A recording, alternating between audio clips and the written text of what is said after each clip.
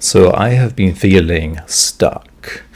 Now, when we think about someone who's stuck, we tend to think of probably especially young people sort of slopping around on the couch, scrolling on their phone, sort of munching on snacks, no direction in their life, this kind of thing. And I can say that that's certainly not the case with me. Actually, over the period that I've been feeling most stuck, I've been at my most productive as well. And we're going to look at productivity and feeling stuck and what it is and how to get out of it by the end of this video, and what I've done as well. I'm Angel Miller, a life consultant, consulting hypnotist, author of books including The 3 Stages of Initiatic Spirituality, Craftsman, Warrior, Magician, and The Path of the Warrior Mystic, Being a Man in an Age of Chaos. And I think we're certainly in an age of chaos. So why do some people feel stuck, including me, and other people do not feel stuck? I was in a post office a few decades ago, or a couple of decades ago in England, and I remember it to this day because I gave the post office worker an envelope that I wanted to send, a letter, and he weighed it in his hand like this and then told me the exact expense to the cent or to the penny in England. And I was a bit skeptical about this because he wouldn't weigh it on the scale. It's just in his hand. And he said, I've been doing this for 3 decades and I know exactly how much this will cost. And he weighed it on the scales, and sure enough, he was correct.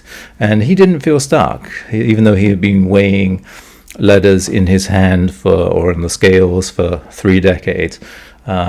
You and I would feel stuck. Think about another sort of job, maybe a muffin maker or baker or something. All these sort of shishi bakeries popping up everywhere. $5 for a muffin the size of my thumbnail. If I made muffins all day, it would drive me crazy. But some people, I'm sure, would love it and would feel completely satisfied. What's the difference between someone who feels satisfied and doesn't feel satisfied? Well, I think it's partly vision, where we think we should be. Someone who is satisfied by that is going to feel that they're doing something of value. People really enjoy their muffins. They're giving value maybe to children or whatever it is. And someone else may feel that it's not really enough. I came across a paper, which I read so that you don't have to, called Feeling Stuck, Feeling Bad by Kara Ng and Wei-Ning Yang. And in this paper, they talk about 2 ways that we feel stuck. One is hierarchical, and one is in terms of skill. And, what can we make of that? Let's think about skill. Maybe not so much now, but certainly, when people played musical instruments, you would very often find a musician, a guitarist, whatever have you, who really was not interested in being famous, maybe wasn't even interested in making any kind of real money or getting wealthy out of it. Their main aim was to be as skillful as the guitarists that they admired. Maybe it was Led Zeppelin or a band like that, and they would sacrifice celebrity to be more and more skilled. On the other hand, and maybe more so today, of course, we have people that would sacrifice skill just to be famous. Some people are famous for being famous and don't seem to have any skill. And these are two very different things that maybe don't always have a lot of overlap. Maybe sometimes they do.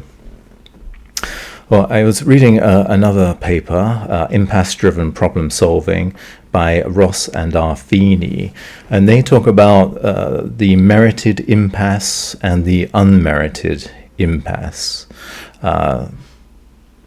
Before we get to that, I'm going to remind you, you undoubtedly saw this a couple of decades ago. Donald Rumsfeld gave a talk where he talked about known unknowns, and unknown unknowns. a speech that sort of lives on in Wikipedia infamy, and that got a bit of a chuckle at the time for all these categories. But what he meant was, of course, that there are things that we know, things that we know we don't know, and then there are things that we don't even know that we don't know, because they're so far outside of our field of expertise, our knowledge, our field of vision, whatever have you.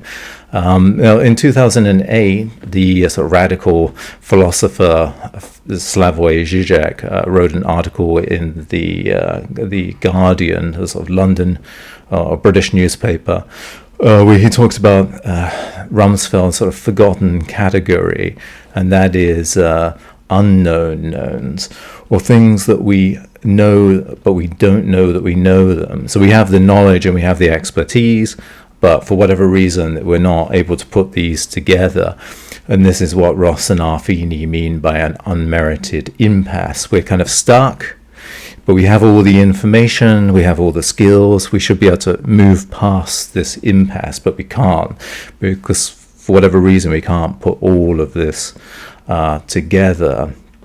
Now, Ross and Arfini say that the impasse, perhaps especially this unmerited impasse, is associated with inspiration, and of course being stuck is often later on sort of alleviated by a feeling of inspiration. You know, think of the artist as sort of genius who has these moments of inspiration, right? Which is what most creative people kind of want or are looking for, right? You may remember Mad Men and a particular scene in there where the boss is talking to the junior copywriter, Peggy, and he just says, you know, just think about it really hard and then forget about it, and it will just pop up in your face, the solution to what you are working on. And you know, when we have a lot of information and we allow it to sort of stew on the back burner, to sort of just sort of go around the unconscious, the subconscious, whatever, at a certain point things come together and we have this sort of flash of inspiration, right? And all creative people have that. And by creative, I don't just necessarily mean guitarists or musicians or artists or writers, but, you know, people who solve problems for a living. A CEO might be a creative person, or an entrepreneur, or whatever have you. I'll probably talk about this more at other points, but if we go back to use a dreaded term, the medieval period, there was the notion of ratio and intellectus, and ratio was this sort of rational thinking, the workhorse of the mind. We have a problem, let's think about it rationally so we can get over it. There's a river, we need to get to the other side, how do we build a bridge? And then intellectus was sort of contemplation, you might even say some sort of revelatory sort of experience in a way.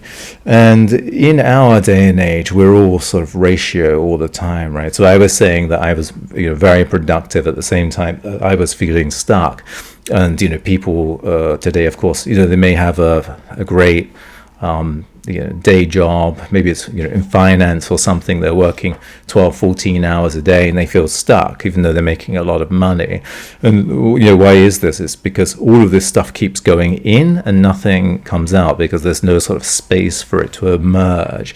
We need to sort of switch off and allow things to come through, and then all of this sort of different things that have come together in the back of our mind are able to kind of fuse, and we're able to get this inspiration, this vision. And we need, we need this vision to move forward, not just constant information. I think that's why a lot of people are stuck. So what did I do? Well, apart from the fact that, I am doing, have always done and definitely doing, meditation and self-hypnosis every morning to kind of clear the mind and hopefully facilitate these moments of inspiration. Beyond that, I have, been doing such things as, you may have noticed I have a nice black background, so I've been making changes.